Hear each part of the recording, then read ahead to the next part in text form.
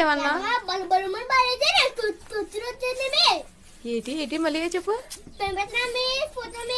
ఎవరికి? నాకు పంపిస్తావా? ఎవరి సెల్ నుంచి?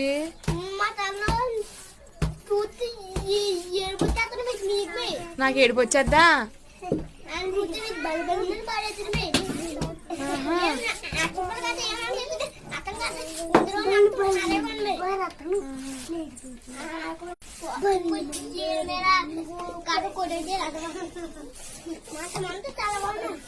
ఎవరికి?